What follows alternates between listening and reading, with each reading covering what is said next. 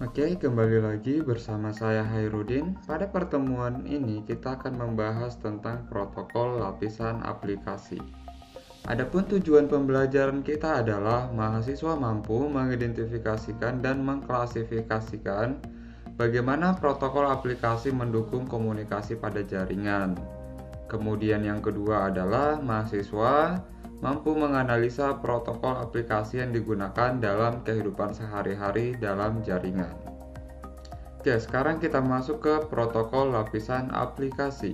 Lapisan aplikasi merupakan lapisan paling terluar yang ada di jaringan, di mana lapisan ini merupakan antara muka user untuk melakukan pengiriman data di jaringan.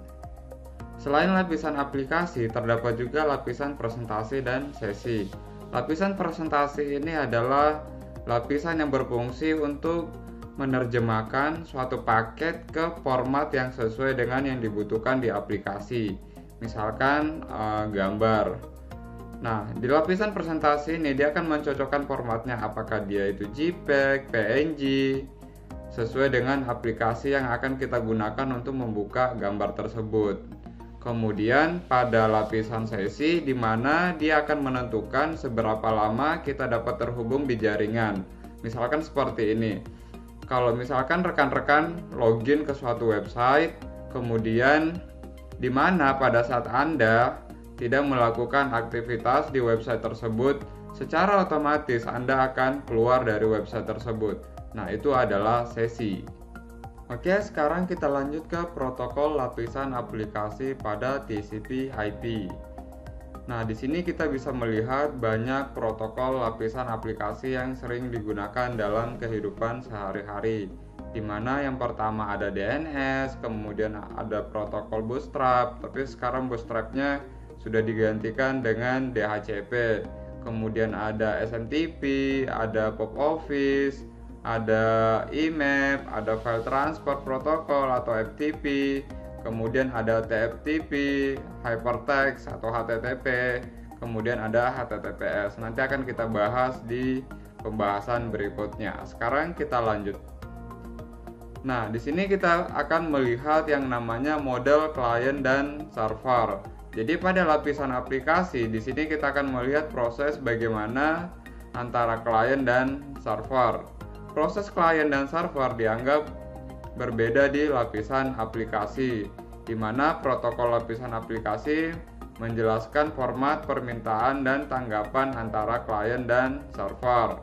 Contoh jaringan server klien yaitu menggunakan layanan email ISP untuk mengirim, menerima, dan menyimpan email. Sedangkan pada jaringan peer-to-peer, data diakses dari perangkat rekan tanpa menggunakan server khusus, karena setiap perangkat dikenal sebagai server dan berfungsi juga sebagai klien. Nah, aplikasi peer-to-peer.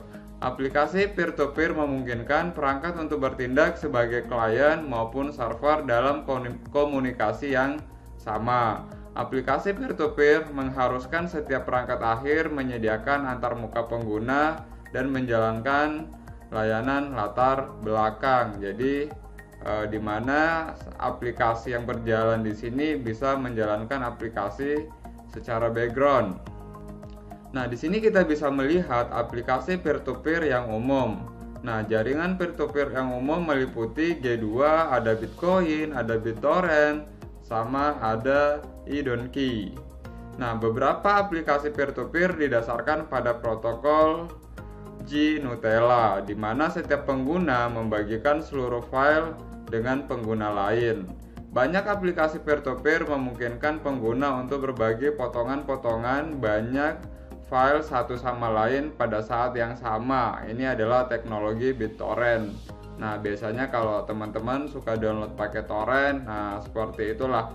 Jadi di mana data yang kita download itu tidak seutuhnya dari satu server, tetapi kita bisa mendapatkannya dari beberapa rekan-rekan yang menjalankan aplikasi torrent.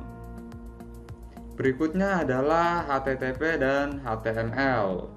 Ketika alamat web atau pencarian sumber daya seragam atau biasa disebut dengan URL diketikkan pada web browser, maka web browser akan membuat koneksi ke layanan web server. Nah, protokol yang digunakan di sini adalah HTTP.